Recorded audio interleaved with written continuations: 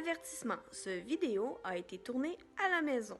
Donc, ça se peut que vous voyiez ou entendiez mon chat, mon chien, une pépine, un ado en confinement, mon chum en télétravail avec sa grosse barbe et une autre ado, ben tannée d'être en confinement. Maintenant que vous êtes avertis, place au gala. Le gros laboratoire NF Gala 2020. Bonsoir, ici Madame Jobin. Au mois de novembre dernier, je vous ai mis au défi, mes chers élèves de secondaire 4 du Collège Nouvelle-Frontière, de participer à une compétition qu'on a appelée le gros laboratoire. Et ce soir, nous sommes là pour vous féliciter d'avoir fait des aussi beaux projets. J'ai même mis mon chandail à paillettes pour l'occasion, pour faire changement du pyjama. Alors, pour commencer, il faudrait juste vous dire, mais c'est quoi le projet du gros laboratoire? Le gros laboratoire, c'est quoi? C'est une émission de télé où deux scientifiques, Jean-René Dufort et Marie-Pierre Hélier, mènent des expériences inusitées sur 100 cobayes humains qui représentent le Québec. Ils tentent de répondre à des questions scientifiques dont nous avons toujours voulu avoir les réponses. Ou non. Au Collège Nouvelle-Frontière, nous, élèves de secondaire 4, ont eu comme défi de recréer une émission du même format que le gros laboratoire, en faisant deux expériences. La première avec nos collègues de classe et la deuxième avec nos parents et amis cobayes. Nous avons donc testé nos propres protocoles, bien évidemment en respectant les principes éthiques, mathématiques et scientifiques. Merci Cédric. Alors, qui dit concours dit jugement, qui dit jugement dit jury. Alors, nous avons des juges qui ont pris leur temps pour regarder, analyser les émissions, nous envoyer des commentaires pour qu'on puisse déterminer nos gagnants. J'aimerais les remercier infiniment. Alors, je les nomme Luc Junior Fortier, Daniel Côté et son conjoint, Yves Lacroix, Gilles Jobin, Geneviève Lavoie, Stéphane Poulain, Simon Buteau-Larocque, Nancy Duchesne, Marie Jobin et Mélanie Poulain avec ses deux fils Zachary et Manix. Un énorme merci. Et qui dit concours dit aussi prix. Alors j'ai demandé à Basma de vous expliquer quels sont les prix à gagner. 3 catégories de prix seront remises. Nous allons débuter par 9 prix thématiques qui récompenseront des efforts comme la qualité exceptionnelle du montage ou du contenu scientifique, par exemple. Chaque membre des équipes gagnantes recevront une carte cadeau de 15 $. Il y aura ensuite les prix coup de cœur du jury, qui seront des émissions qui ont été particulièrement appréciées par les membres du jury. Ces émissions se mériteront une carte cadeau de 20 $ par coéquipier. Finalement, les deux grands prix couronneront la meilleure émission en sciences et technologies et la meilleure émission en sciences et technologies et l'environnement. Ces équipes se mériteront un après-midi dispensé de classe, le transport entre l'école et un restaurant du plateau de Hall par les enseignants, 25 $ en carte cadeau pour un repas dans ce restaurant, ainsi qu'une carte cadeau de 20 $ au cinéma pour bien finir la journée. Évidemment, le tout se fera sans la supervision d'un adulte, mais avec la permission des parents, bien entendu. Débutons avec notre premier prix. Pour faire honneur à l'émission originale qui est comique, nous remettrons un premier prix à l'émission qui est la plus drôle, donc celle qui nous a fait le plus rire en l'écoutant. Les finalistes sont L'équipe numéro 1, le sport et la mémoire. L'équipe numéro 17, le sens de l'orientation et de la distance. L'équipe numéro 18, le centre de gravité et la vitesse de réaction. L'équipe numéro 31, mâcher pour mémoriser. L'équipe numéro 33, la voix a-t-elle un visage? Bonjour gros labeux, gros labeuse! Et oui, j'ai fait un effort, c'est quand même un gala, mais c'est aussi pour être à la hauteur de tous les efforts que vous avez déployés pendant le gros laboratoire NF. Puis c'est aussi pour retrouver un peu de ma dignité, parce que... En plus, l'évolution russe est une des grandes évolutions du 20e siècle. Vous voyez sur l'image devant... Vous savez, lorsqu'on enseigne, on peut vraiment pas souffrir de catagélophobie. Catagélophobie. Désolé, mon assistante est en formation. Pénurie de main-d'œuvre oblige, on doit faire avec ce qu'on a. Donc, passons aux choses sérieuses. La remise du prix dans la catégorie émission la plus drôle, l'équipe gagnante est...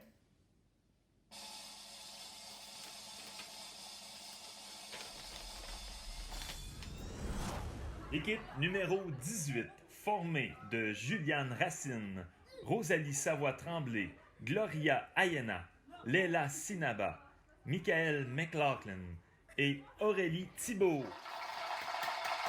Coupé! C'est bon, les filles, on va aller manger. Je continue de filmer.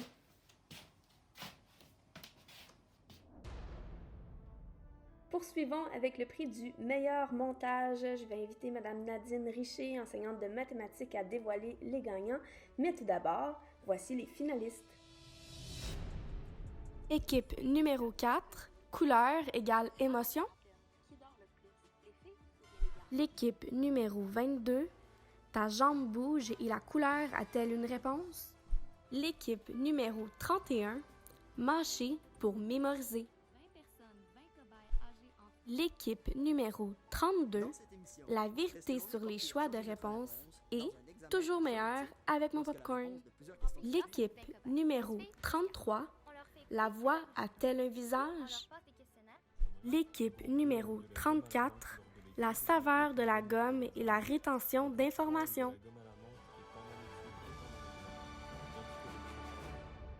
J'aimerais d'abord féliciter toutes les équipes finalistes dans la catégorie du meilleur montage. Vous avez vraiment fait de l'excellent travail. Alors, sans plus tarder, l'équipe gagnante pour le meilleur montage est l'équipe numéro 22. Alexandre Pépin, Xavier Bolduc, Christophe Guénette, Jérémy Fredette et Arthur Desbordes. Félicitations!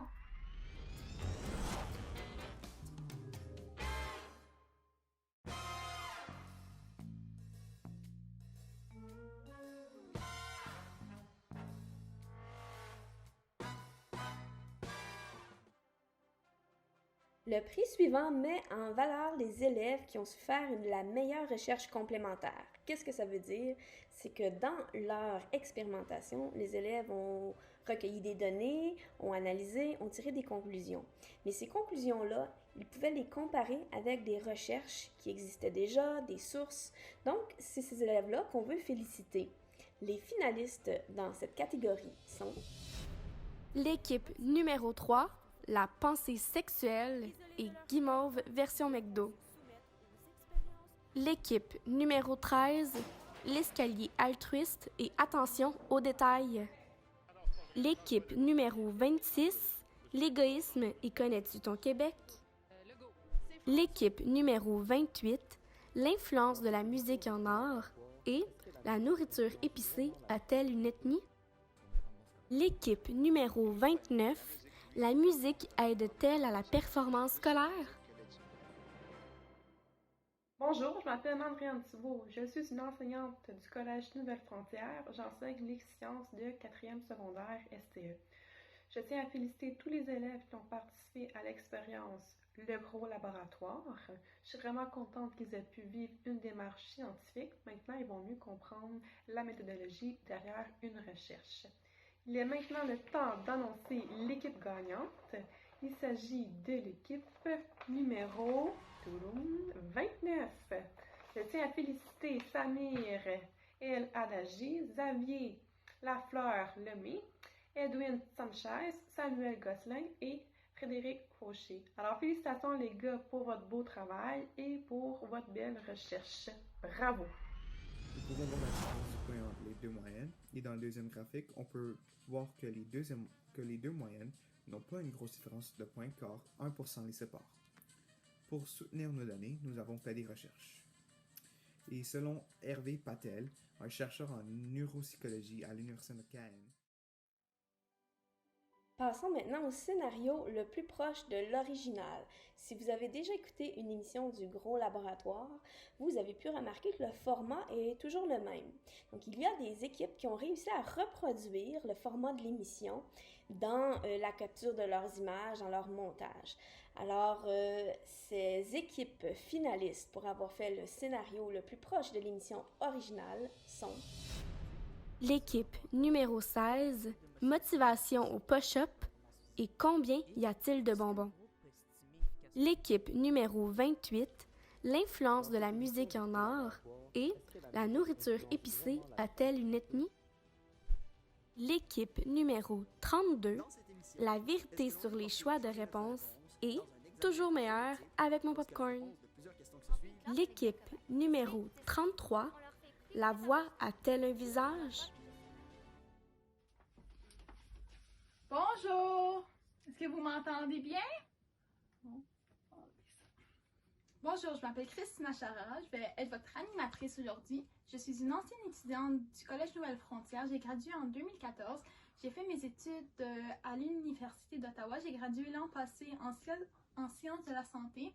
Et cette année, je fais un deuxième bac en sciences biomédicales. J'ai vu toutes vos vidéos et je trouve qu'ils sont tous très intéressants. Donc, je crois que le professeur a eu de la difficulté à choisir le meilleur des vidéos. Cependant, il y a un seul gagnant, donc je ne vais pas vous garder plus longtemps en attente. Donc, pour le scénario le plus proche de l'émission originale, les gagnants sont l'équipe numéro 28, composée de Zachary Paulin, Pénélope Saint-Jacques, Vincent Dubois, Marie-Hélène Fleurant et William Nizeyimana. Désolée si je fais des fautes dans mon nom. Donc, c'est ça, félicitations aux gagnants. Donc, votre trophée, c'est quelque chose de très prisé de nos jours. On va vous l'envoyer par la poste. Donc, c'est ça, félicitations et bonne chance la prochaine fois pour les autres concurrents. Dans cette émission du Gros Laboratoire, est-ce que la musique influence vraiment la créativité? Et est-ce que certaines ethnicités tolèrent mieux l'épicé que d'autres? Maintenant, c'est le temps de l'idée la plus originale, ou le protocole le plus original, parce que pour faire une bonne expérience, une bonne émission, ça prend une bonne idée. Alors, il y a certaines équipes qui ont fait preuve de beaucoup d'imagination. Alors, voici ces équipes finalistes pour l'idée ou le protocole le plus original. L'équipe numéro 13, l'escalier altruiste et attention aux détails. L'équipe numéro 16, motivation au push-up et combien y a-t-il de bonbons? L'équipe numéro 17, le sens de l'orientation et de la distance. L'équipe numéro 18, le centre de gravité et la vitesse de réaction. L'équipe numéro 20, le mime a-t-il un sexe? L'équipe numéro 28, l'influence de la musique en art et la nourriture épicée a-t-elle une ethnie? Bonjour, chers élèves de la 4e secondaire. Premièrement, je tiens à vous féliciter tous, chacun d'entre vous, pour votre participation au Gros Lab. Vous étiez vraiment beaux à voir aller. Alors aujourd'hui, j'ai l'honneur de remettre le prix à l'équipe pour l'idée la plus originale. Voici l'enveloppe. Je l'ouvre à l'instant. Alors, l'équipe gagnante est l'équipe numéro 17, soit Samuel Girard, Mathieu Barru, Eddie Pfeiffer, Frédéric Maisonneuve et Nicolas Séguin. J'aurais bien aimé vous serrer la main, mais que voulez-vous, on n'a pas le choix. Alors, félicitations virtuellement. Au plaisir de vous revoir bientôt.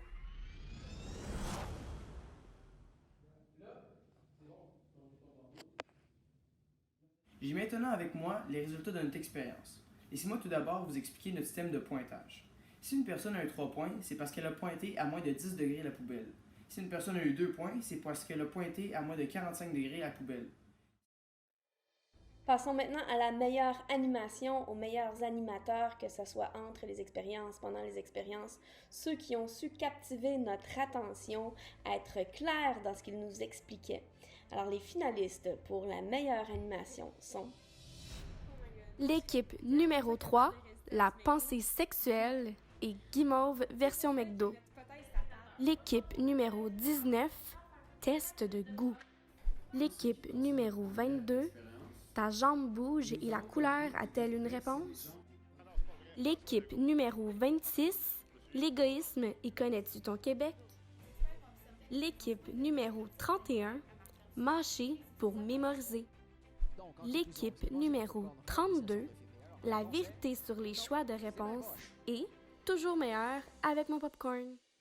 Bonjour à tous et à toutes. Je me présente, Madame Dubois, enseignante de mathématiques et de physique au Collège Nouvelle-Frontière. Avant de présenter le prix, j'aimerais juste souligner les efforts et l'énergie qui est déployée pour réaliser un tel projet.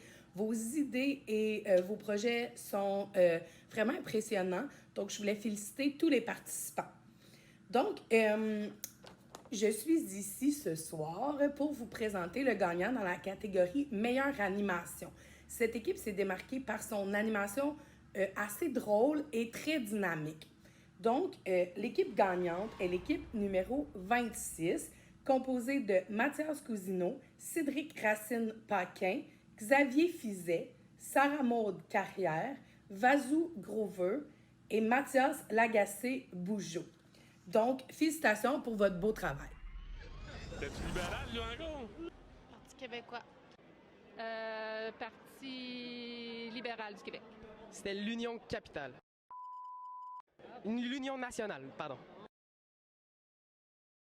Après avoir fait l'expérience, nous pouvons dire que les deux générations qui ont obtenu les meilleurs résultats. Dernier prix thématique, mais ne quittez pas, il y en aura d'autres encore, on n'a pas terminé. Alors, ce dernier prix thématique s'appelle Meilleure adaptation COVID-19. Le projet n'était pas terminé quand on a fermé les écoles et les élèves ont quand même terminé leur projet, certains dans des conditions plus difficiles, et ils ont su adapter leur projet, le modifier ou le changer pour être capable de nous présenter quelque chose quand même qui était vraiment intéressant. Pour présenter ce prix, j'ai demandé à quelqu'un qui est un habitué des catastrophes. Alors, il sera là tout de suite après les nommés dans la catégorie meilleure adaptation COVID-19. L'équipe numéro 5, l'eau de marque et le sommeil, gars versus filles. L'équipe numéro 13, l'escalier altruiste et attention aux détails. L'équipe numéro 17, le sens de l'orientation et de la distance. L'équipe numéro 34, la saveur de la gomme et la rétention d'informations. Bonjour à vous tous, bonjour cousine, en fait bonjour Madame Jobin. Merci beaucoup de me permettre de participer au gala. C'est un gala qui est important dans un contexte difficile. Je veux commencer en félicitant tous les jeunes qui ont réussi à s'adapter dans ce contexte-là pour faire les travaux associés au gala. C'était tout un défi.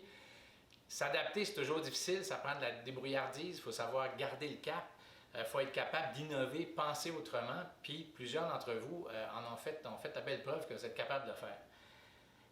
On m'a dit que je pouvais vous parler un petit peu de capacité d'adaptation en situation de crise. J'ai quelques exemples à vous donner.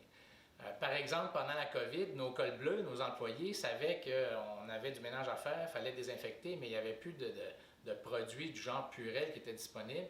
Ça fait qu'ils ont fait ni une ni deux, puis ils l'ont fait eux-mêmes, leurs produits. Donc, on a acheté des bouteilles vides, on a acheté des produits chimiques, et on s'est fait du désinfectant maison à Gatineau. Donc, on est une ville qui n'a jamais manqué de désinfectant grâce à leur débrouillardise. Autre exemple, au moment de la tornade, parce qu'on a eu des problèmes à Gatineau, au moment de la tornade frappe, puis nous, on a toujours des protocoles où on sait que s'il y a une catastrophe à tel endroit, on sait où on envoie notre monde. Dans ce cas-là, on était supposé envoyer les gens à Mont-Bleu, mais Mont-Bleu brûlait. Ça fait qu'en dedans de quelques minutes, le directeur du cégep qui est parti de chez eux, est allé au cégep, est allé l'ouvrir, il appelle à la ville pendant que la ville essayait de l'appeler en disant « On peut-tu aller chez vous? » Et en termes de minutes, les gens qui étaient réfugiés dans des autobus, parce que quand la tornade frappe, les autobus de la STO s'installent, les réfugiés s'installent dedans. En dedans de quelques minutes, on a été capable d'orienter les autobus vers le cégep pour que les gens se réfugient là-bas. Fait que ça, c'est un paquet de monde qui ont réussi à s'adapter dans une situation complètement inattendue. Dernière petite façon de s'adapter, c'est plus personnel. Pendant la crise, c'est la fête de mon épouse. On habite dans 2 villes, je ne peux pas la voir. Ça fait des semaines que je ne l'ai pas vue, donc je m'ennuie. Ça fait que je fais des entrevues à la télé. Donc, derrière moi, j'avais mis un petit cœur sur le mur pour que la caméra voit ça, puis que ça soit capable d'y envoyer un petit message subliminal pendant mes entrevues qu'elle a vu à distance. Ça fait que c'est aussi une autre façon d'aimer. Il faut s'adapter dans des crises comme ça. Je vous dis de ne pas lâcher, de continuer à travailler fort, de rester gentil avec Mme Jobin. Et là, je dois annoncer les gagnants de cette catégorie. Donc, c'est l'enveloppe. Les gagnants de la catégorie Meilleure adaptation COVID-19, l'équipe numéro 5, Gabriel Bolduc, Christopher Gabriel d'Orsainville, Pamilia Pierre, Lana Yamine et Émilie Boudreau. Donc, merci beaucoup. Profitez bien du temps qui passe, puis restez gentils avec ma cousine. Merci. Quand vous voyez cette balle, quelle émotion ressentez-vous? Plus bonheur. Ça me dit quelque chose, tu sais, joyeux. Content. La prochaine catégorie, c'est ma catégorie chouchou. C'est la catégorie de la meilleure démarche scientifique. Pour faire un bon projet, ça prend de la rigueur, déterminer l'hypothèse, le but, bien analyser. C'est des élèves qui ont su faire toutes les étapes de façon très convaincante. Et il y a 2 sous-catégories, donc les élèves qui suivent le cours de sciences et technologies ont droit à ce prix et les élèves qui suivent le cours de sciences et technologies de l'environnement également. Alors, pour ces prix, les finalistes sont l'équipe numéro 1, le sport et la mémoire. L'équipe numéro 3, la pensée sexuelle et guimauve version McDo. L'équipe numéro 11, la neige et l'ethnie. L'équipe numéro 12, examen dans le chaud ou le froid. L'équipe numéro 13, l'escalier altruiste et attention aux détails. L'équipe numéro 18, le centre de gravité et la vitesse de réaction. L'équipe numéro 26, l'égoïsme et connais-tu ton Québec? L'équipe numéro 28, l'influence de la musique en art et la nourriture épicée a-t-elle une ethnie? L'équipe numéro 32, la vérité sur les choix de réponse et toujours meilleur avec mon popcorn. L'équipe numéro 34, la saveur de la gomme et la rétention d'informations. Bonjour tout le monde, ici François Bellefeuille avec ses nouveaux cheveux. Ah ouais, peut-être que tu m'avais pas reconnu, hein? C'est ça, c'est ma nouvelle tête, c'est ma tête de confinement, ma tête que j'ai plus besoin de prendre de douche pour le reste de mes jours. Fait que c'est ça, j'ai rasé ça, hein, parce que étant donné que je faisais pas de spectacle ces temps-ci, je trouvais pas ça utile d'avoir un animal mort sur la tête. Ouais, j'avais la même coupe de cheveux qu'un animal que tu croises sur le bord de l'autoroute après avoir essayé de traverser. Ma grosse déception, c'est que je pensais que le gris allait partir, mais non, hein, il est resté. C'est ça. Ouais, moi, j'ai grisonné jeune. Je sais, toi, tu te trouves jeune, hein? Tu dis, moi, les cheveux gris, j'aurais jamais ça.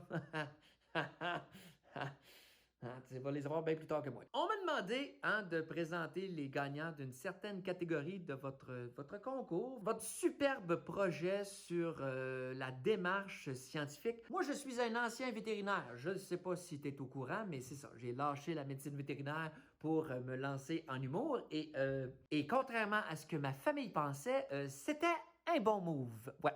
Dans mon cas. Mais j'avoue que les statistiques étaient pas de mon bord. Ça, c'est une autre affaire qu'il faut apprendre à comprendre dans la vie. Tout ça pour dire, j'ai appris la démarche scientifique dans mon cours de médecine vétérinaire et c'est extrêmement utile dans ma vie. Je m'en sers même en médecine vétérinaire, je m'en sers pour être capable de comprendre la vie, je m'en sers pour être capable de réfléchir convenablement.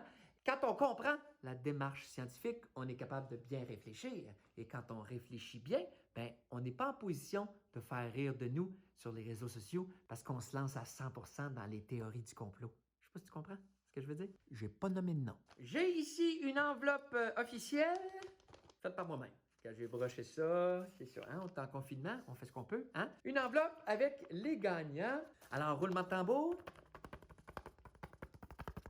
L'équipe gagnante pour la meilleure démarche scientifique en sciences et technologies, équipe 13. Chloé Silva Tassé, Naomi Bonfond, Gabriella Dulac et Magali Moineur. Bravo! C'est un applaudissement que j'ai développé pour aller voir les animaux à SeaWorld. Maintenant, les gagnants pour meilleure démarche scientifique en sciences et technologies de l'environnement, un domaine extrêmement important. Les gagnants sont équipe 34, Mohamed Ali Anachi, Cédric Villeneuve, Maxime Lévesque, Mathieu Lefebvre, Anis Saadé et Michael Bernier-Normand. Bravo! Félicitations à tous les concurrents. Courage et bon été tout le monde.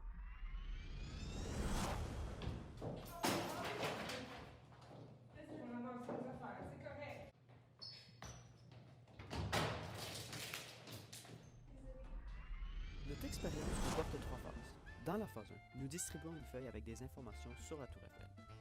Nous distribuons aussi des gommes à certains de nos cobayes. Nous donnons 5 minutes aux cobayes pour retenir l'information. Avant de passer au Grand Prix, les juges voulaient souligner des émissions qui les ont particulièrement touchés pour toutes sortes de raisons. Ce sont leurs coups de cœur. Alors voici les émissions finalistes pour le coup de cœur du jury. Équipe numéro 13. Belle expérience basée sur des phénomènes sociaux. Plusieurs bonnes réflexions qui peuvent amener à beaucoup d'autres sujets. Mon nom est Luc Fortier et je suis technicien en sonorisation. Émission courte, mais captivante et sympathique. Elle a su capter mon attention du début à la fin. Geneviève Lavoie, enseignante d'art dramatique. Mon coup de cœur va à l'équipe 26. Le son, le montage est bien fait, l'animateur est extraordinaire et les questions d'histoire dans le Vox Pop étaient très drôles. Alors, mon coup de cœur va à eux. Mon nom est Nancy Duchesne et je suis surveillante des mesures adaptatives. Sujet intéressant et traité avec sensibilité et rigueur à la fois. Geneviève Lavoie, enseignante d'art dramatique. Équipe 31. Votre vidéo a une belle touche d'humour, un très bon montage, un bon fond scientifique accompagné d'études scientifiques universitaires. Bravo. Simon Poutot-Larocque, enseignant. Équipe 33. Belle présentation dynamique et excellente explication du protocole. De plus, vous avez pris aussi conscience d'une erreur dans votre protocole et vous en avez parlé. C'est ça aussi la vie, apprendre de nos erreurs. Stéphane Poulain. Bonjour, je suis Geneviève Lavoie. Il me fait plaisir d'être la représentante du jury pour le Gros Lab NF. Un petit mot tout d'abord pour féliciter toutes les équipes qui ont participé à ce projet grandiose. Vous m'avez impressionné par votre professionnalisme, votre créativité et votre rigueur scientifique. Parmi toutes les équipes, 2 ont su toucher le cœur des juges et ces 2 équipes se mériteront donc le prix coup de cœur. Alors, sans plus tarder, dans cette enveloppe, je retire la feuille des noms des 2 équipes gagnantes. Il s'agit de l'équipe numéro 26, composée de Mathias Cousineau, Cédric Racine-Paquin, Xavier Fizet, Sarah Maud Carrière, Vazou Groover, Mathias Lagacé-Bugeaud. Et l'équipe numéro 13, Chloé Silva-Tassé, Naomi Bonfond, Gabriella Dulac et Magali Moineur. Félicitations à ces 2 équipes.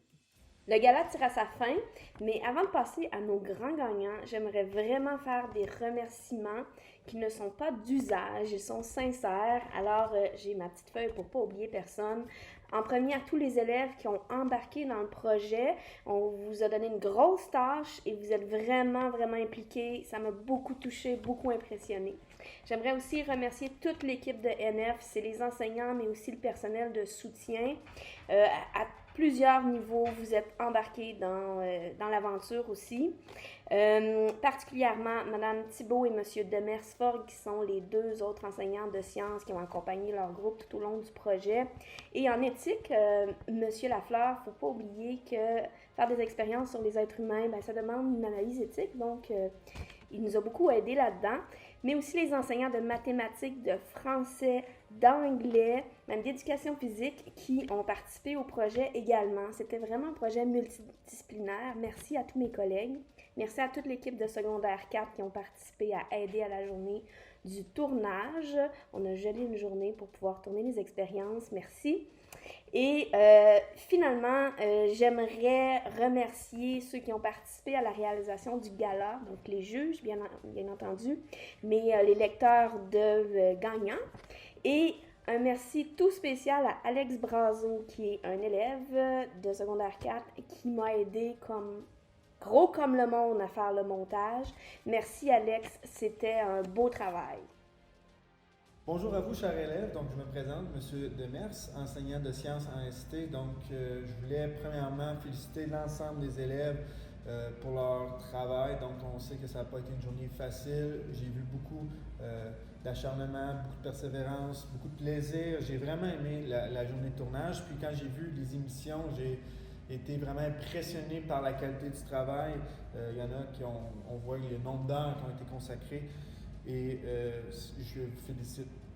Par la suite, donc, ce projet-là, le gros laboratoire, c'est pas juste un travail où le but, c'est de développer des compétences en sciences, c'est aussi pour développer des compétences dans d'autres champs de matière. Donc, c'est un projet qui est multidisciplinaire, mais en plus de ça, on va chercher les connaissances dans une catégorie qu'on pourrait parler plus d'autres. Donc, par exemple, l'organisation, donc savoir qui fait quoi, un peu de l'apprentissage du métier par rapport à une émission aussi. On a la notion d'empathie, de se mettre à la place des cobayes puis tout ça, ou à la place d'un scientifique.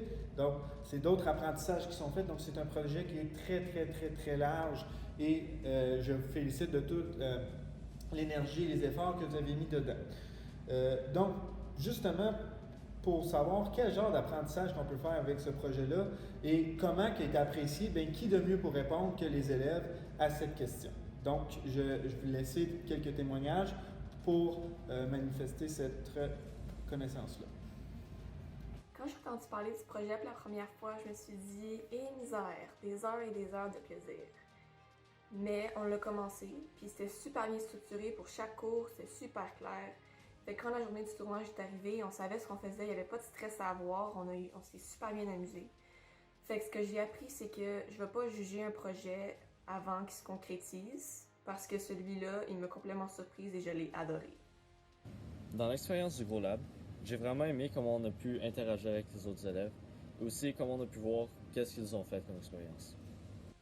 Alors, c'est ce que j'ai le plus aimé de cette expérience, le gros laboratoire, c'est vraiment le fait que j'ai pu interagir avec des cobayes et pouvoir expérimenter des expériences que j'ai voulu faire, ainsi que toute mon équipe. Un autre truc que j'ai très apprécié du gros laboratoire, c'est d'être un cobaye, comme ça j'ai pu comprendre un petit peu comment ils se sentaient, puis c'est quoi, d'essayer de comprendre c'est quoi l'expérience en étant un cobaye. J'ai vraiment aimé cette expérience. Salut! Le Gros Lab m'a tellement permis d'apprendre de nouvelles choses d'une façon super différente et divertissante. Ça m'a aussi permis de savoir mieux gérer mon stress dans des situations où il fallait que je gère mon équipe ou que je lead mon équipe. Ça m'a aussi permis de vivre une super belle expérience. Merci à tous les profs pour avoir monté ce beau projet. Je pense que ça nous a tous permis un peu de se déconnecter de la façon classique d'éduquer les jeunes dans une salle de classe. C'était super cool, on a vécu des full beaux moments, puis ça m'a permis d'en apprendre plus sur les autres. Merci! Il est maintenant temps de dévoiler nos grands gagnants. Donc, le Grand Prix s'adresse aux 2 équipes qui ont su faire un projet qui répondait à tous les critères de façon exceptionnelle. L'animation était excellente, le montage était superbe, le protocole, l'idée, toute la démarche scientifique, ce sont vraiment des projets qui ont su sortir du lot. Et pour présenter ces 2 projets, car il y a un gagnant en sciences et technologies et un gagnant en sciences et technologies de l'environnement, j'ai le plaisir d'inviter Marie-Pierre Elie, l'animatrice de l'émission originale du Gros Laboratoire. Bonjour tout le monde, je m'appelle Marie-Pierre Elie, je suis journaliste scientifique et co-animatrice du Gros Laboratoire. Je suis très heureuse d'être avec vous pour la remise des prix du Gros Laboratoire NF. On commence avec le Grand Prix en sciences et technologies, remis à l'équipe numéro 3. Élodie Cyr, Kélanie Frappier, Ludovic Rosa, Rosalie Bernard, Samuel Delettré et Richard Way. J'ai bien aimé votre adaptation d'un grand classique de la psychologie sociale, l'expérience de la guimauve. Maintenant, en sciences et technologies de l'environnement, le Grand Prix est remis à l'équipe 32. Naïda Guéret-Lang, Thomas Morin, Noémie Noël, Alex Brazo, Ariane Turpin et Marc-André Parker. Vous avez posé une question très intéressante sur les questions à choix de réponses multiples, mais j'ai aussi une mention spéciale pour le croisage de bras à la fin de la vidéo.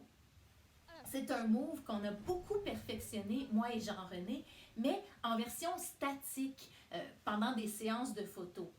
Mais votre version avec mouvement intégré, c'est encore mieux. Félicitations aux gagnants, mais aussi à toutes les équipes. Je suis vraiment contente de voir que notre émission a inspiré un projet aussi emballant. Bravo! Dans cette saison au sujet de la philosophie humaine, ou presque, vous verrez moins de 100 cobayes NFiens très motivés, pas du tout forcés là, non. Isolés de leur téléphone, ils devront se soumettre aux expériences de 6 douteux scientifiques. Plus de 40 cobayes de 13 à 16 ans représentant le Québec. Isolés du monde, ils seront soumis aux expériences de 6 élèves du Collège Nouvelle-Frontière. Des expériences au sujet de questions dont vous avez toujours voulu avoir les réponses. Et d'autres non. Ça s'appelle le Gros Laboratoire NF. Et voilà, c'est ce qui complète notre gala. Merci beaucoup d'avoir été parmi nous. Encore une fois, félicitations à toutes nos équipes. Si vous restez en ligne après le générique, vous pourrez voir les 2 émissions gagnantes au complet.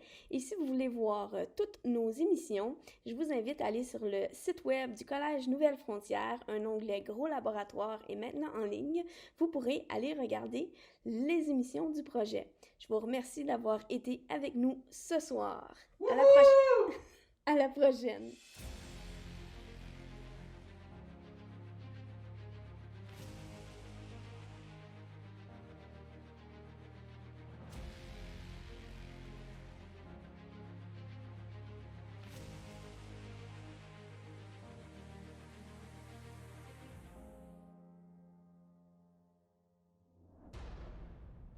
Dans cette saison au sujet de la philosophie humaine, ou presque, vous verrez moins de 100 cobayes NFiens très motivés, pas du tout forcés là, non. Isolés de leur téléphone, ils devront se soumettre aux expériences de 6 douteux scientifiques. Des questions humaines auxquelles vous vous posez depuis longtemps, et d'autres pas pantoute, mais toujours aussi enrichissantes. Bienvenue à cette première émission du Gros Laboratoire.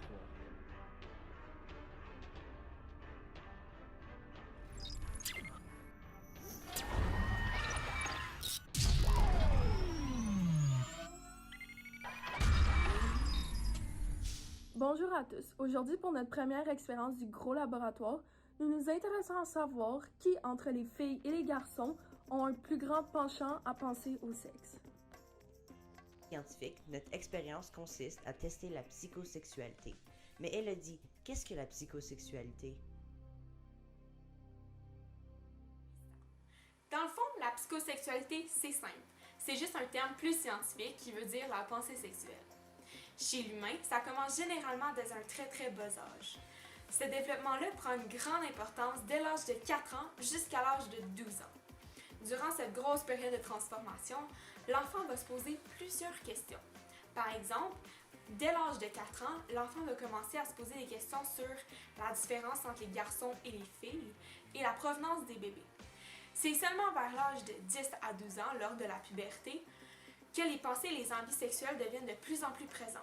Généralement, les pensées sexuelles sont plus intenses chez les garçons que chez les filles à cause d'un taux de testostérone, soit l'hormone de croissance des organes reproducteurs, qui est plus élevé chez les hommes que chez les femmes. Pour ce faire, nous avons placé 2 équipes. Une contenant 10 filles et l'autre 10 garçons dans 2 classes différentes. Dans celle-ci, une série d'images va être exposée au tableau, certaines à caractère sexuel et d'autres aucunement. Pour répondre à notre question du départ, le groupe qui contiendra le plus de réponses à caractère sexuel déterminera si c'est bien les filles ou les garçons qui ont une pensée sexuelle plus forte. Après plusieurs recherches, notre hypothèse mène à penser que c'est les garçons qui vont récolter plus de réponses à caractère sexuel que les filles.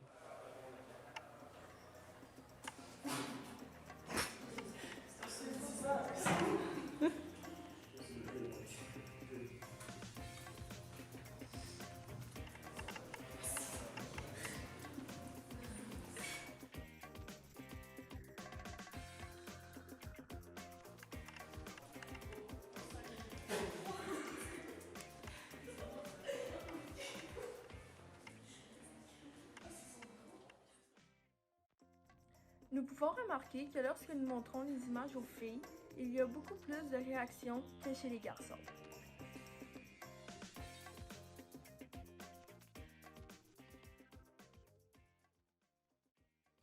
comptabilisant les résultats des filles et des garçons, nous avons reçu les données suivantes. Du côté des filles, seulement 18% des réponses étaient à caractère sexuel.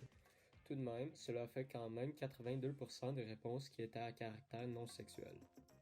Après avoir tenté la même expérience du côté des garçons, on peut observer que 21% de leurs réponses sont à rapport sexuel, donc 79 ne le sont pas. Donc finalement, notre hypothèse s'avérait vraie. Les garçons ont un plus grand penchant à penser au sexe que les filles. Donc, après des petites recherches, nous nous sommes rendus compte que ce n'est pas parce que à l'âge de 12 ans que notre cerveau finit sa formation qu'il est complètement mature. Son développement se termine de 20 à 25 ans, ce qui pourrait expliquer que nos résultats auraient pu être complètement différents si on aurait pris des personnes plus âgées pour notre expérience. Pour notre deuxième expérience, aujourd'hui, nous allons tester la résistance. En gros, cette expérience est inspirée de l'expérience du scientifique Walter Mitchell, où celle-ci consistait à laisser un enfant seul avec une guimauve dans une pièce où il n'y a rien à faire. L'enfant a le choix d'attendre et il recevra une deuxième guimauve ou d'évidemment la manger sans attendre la prochaine. Donc, cette expérience consiste à tester notre capacité du contrôle de soi-même, en fait. Puis, dans l'expérience Michel, ils ont suivi les enfants pendant 40 ans de leur vie et ils ont pu en conclure que les enfants qui ont attendu, dans leur vie respective, ils ont eu plus de succès. Dans le cas de notre expérience, nos cobayes ont dû répondre à quelques questions portant sur leur vie quotidienne. Nous allons donc les enfermer un à la suite de l'autre avec de la nourriture de chez McDonald's. S'ils résistent à la première partie, ils recevront la deuxième partie de leur repas. Oh my god, moi je serais tellement pas capable de résister à du McDo. Vous. C'est pour ça que notre hypothèse s'attarde à on pense que les cobayes vont pas être capables de résister à la merveilleuse senteur du McDonald's en général. Donc, ils vont manger directement la nourriture sans attendre la deuxième partie. Allons voir. Bonjour, cobaye numéro 5. Donc, comme vous voyez en ce moment, il y a le breuvage et la frite. Mais normalement, ça vient avec un hamburger. Mais pour avoir le hamburger, vous allez devoir attendre 15 minutes. Mais si tu n'as pas envie d'attendre 15 minutes, tu peux manger la frite puis le breuvage, mais tu n'auras pas le hamburger.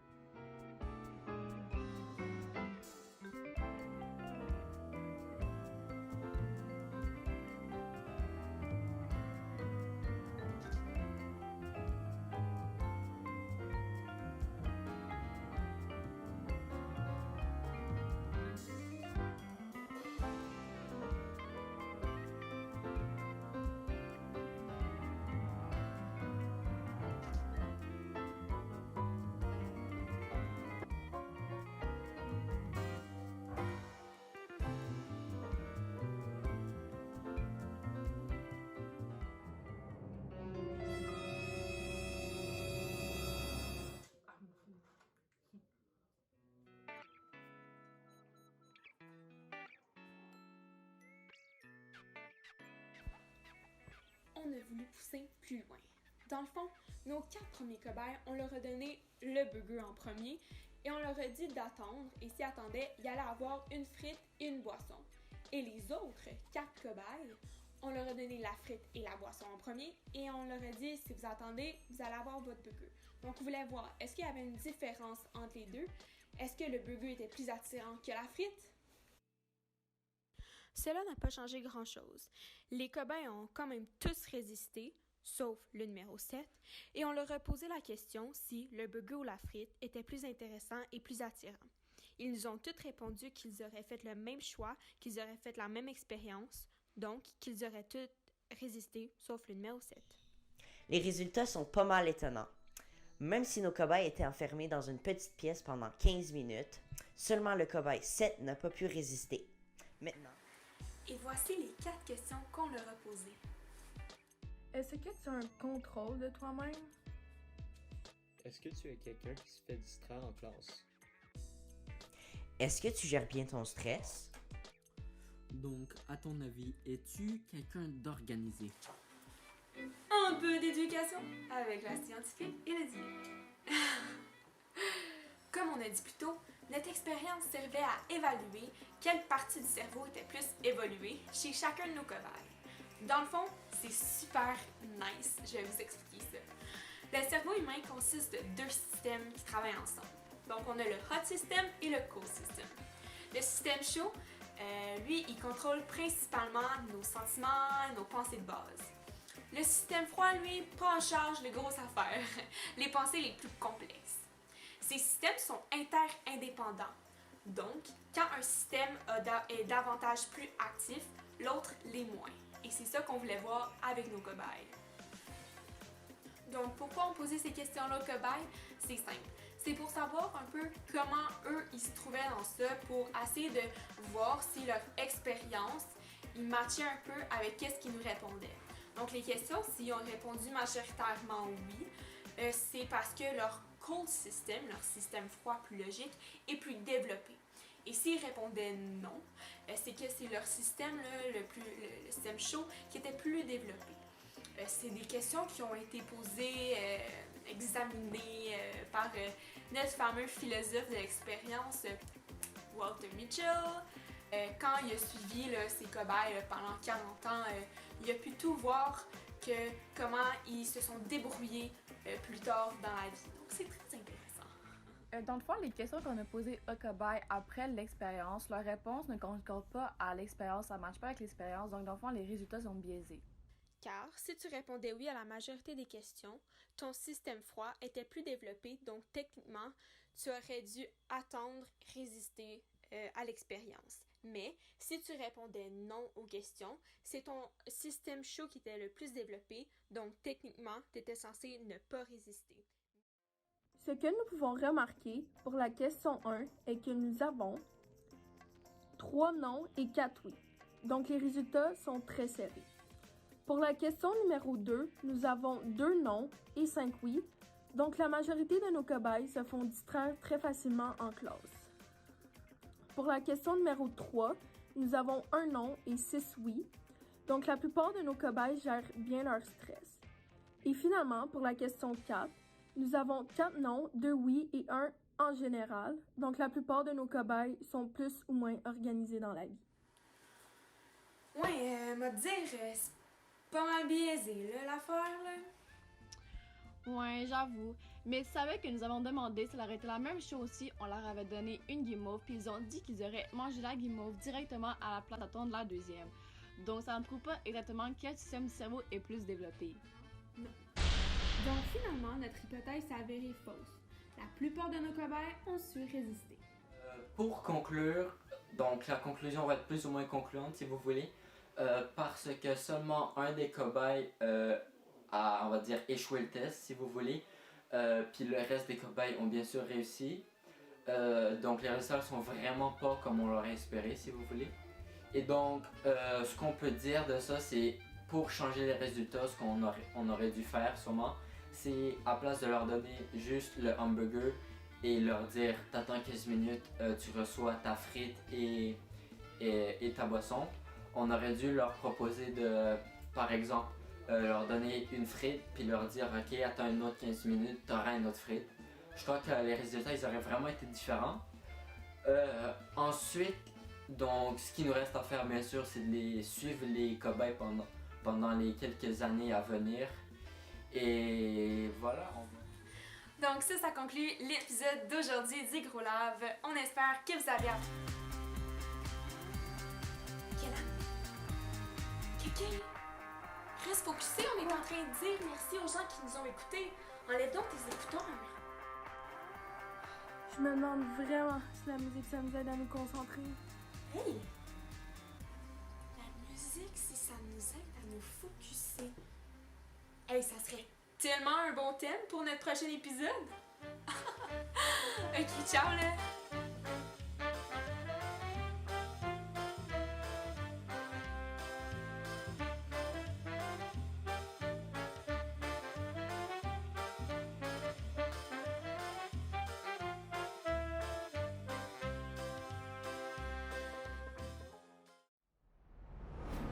Plus de 40 cobayes de 13 à 16 ans représentant le Québec. Isolés du monde, ils seront soumis aux expériences de 6 élèves du Collège Nouvelle-Frontière. Des expériences ou sujets de questions dont vous avez toujours voulu avoir les réponses, et d'autres non. Ça s'appelle le Gros Laboratoire NF. Dans cette émission, est-ce que l'on est porté à changer notre réponse dans un examen à choix multiples lorsque la réponse de plusieurs questions qui se suivent est la même? Et est-ce que manger du popcorn rend l'appréciation d'un film meilleure? Alors bonjour, vous êtes ici pour faire un test de connaissances générales. Vous devez écrire votre numéro de cobaye et vous avez 20 minutes pour faire un nombre déterminé de questions. Ceux qui auront les 3 meilleures notes auront le droit à un prix biscuit à la cafétéria. Bon test.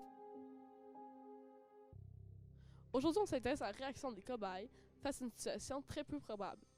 Nous voulons savoir s'ils vont être portés à changer leur réponse dans un questionnaire à choix multiples lorsque celle-ci se répète à plusieurs reprises.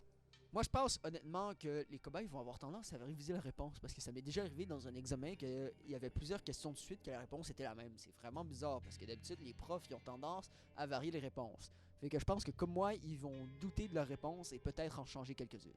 Je suis entièrement d'accord. On va voir ça. Pour vérifier notre hypothèse, nous avons créé 2 examens à choix multiples de culture générale. Dans les 2 examens, les questions étaient pareilles. Cependant, dans le premier examen, les réponses variaient, tandis que dans le deuxième examen, les réponses à les questions qui se suivent étaient les mêmes. Comme vous avez compris, nous avons donné la première version à la moitié des cobayes et la deuxième version à l'autre moitié des cobayes. Ce qui fait 12 cobayes par version. Même si les cobayes n'étaient pas super enthousiastes à l'idée de faire un examen, on a parti le chrono pour 20 minutes pour faire l'entièreté des questions. Si notre hypothèse est exacte, la moyenne des cobayes ayant la version répétitive devrait être inférieure à la moyenne des cobayes ayant la version normale.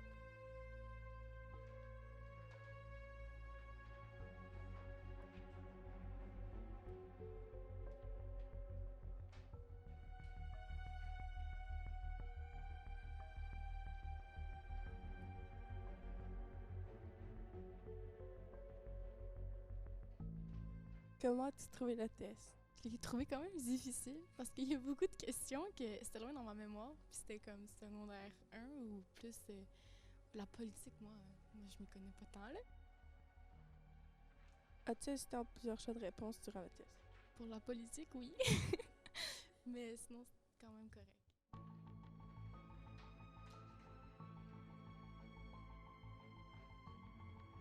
As-tu hésité en plusieurs choix de réponse durant le test? Pas tant.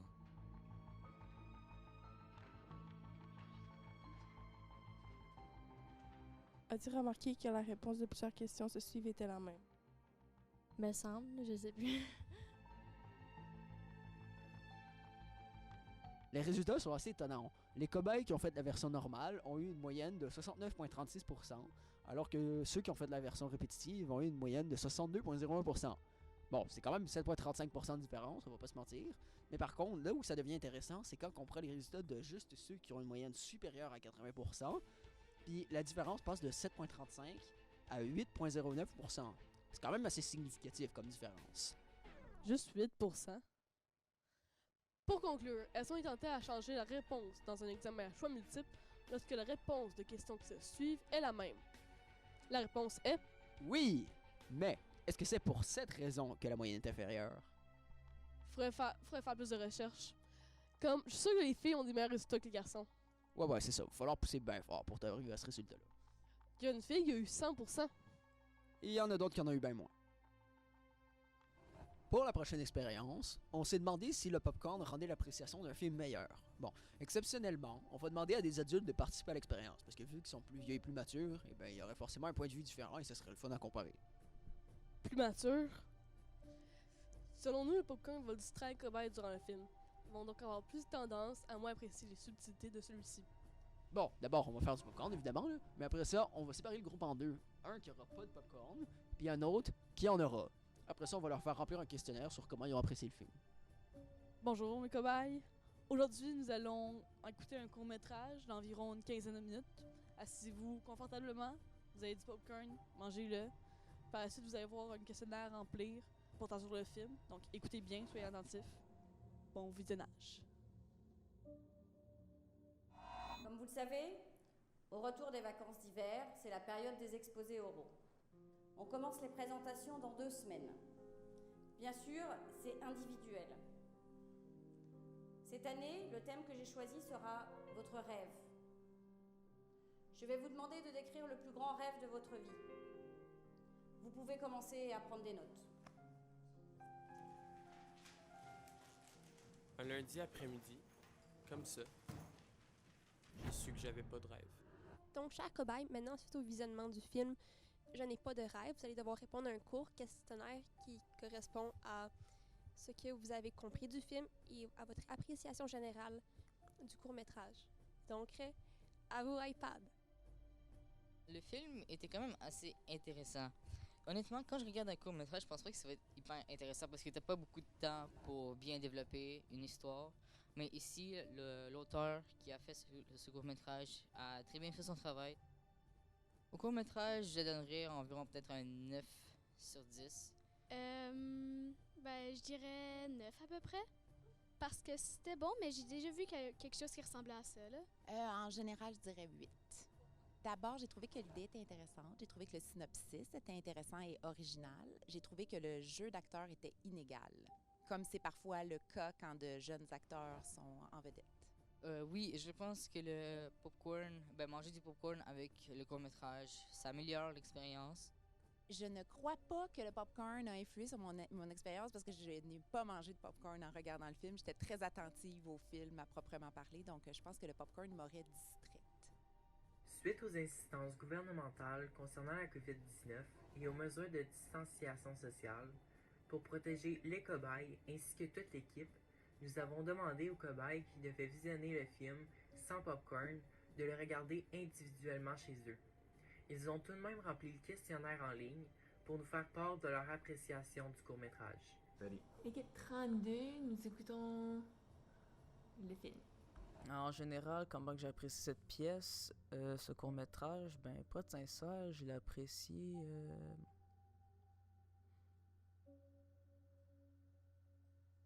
C'était bien, 6. Comme dans l'expérience précédente, les résultats ont validé notre hypothèse. Les cobayes qui ont mangé du popcorn en écoutant le court-métrage ont donné, en moyenne, une note d'appréciation générale inférieure à ceux qui n'en ont pas mangé. Il est possible que les cobayes ont été distraits en mangeant du popcorn et n'ont donc pas pu apprécier les subtilités du film. Cela pourrait expliquer que leurs notes sont légèrement plus basses. Comme la différence entre les deux groupes n'est pas significative, il serait intéressant de refaire l'expérience avec plus de cobayes pour avoir des résultats plus précis. Donc, en conclusion, est-ce que manger du popcorn rend l'appréciation d'un film meilleure? La réponse est... Non. C'est ben poche! Merci à tous nos cobayes de s'être prêtés au jeu. Merci à vous, chers téléspectateurs, d'avoir écouté cet épisode. À la semaine prochaine.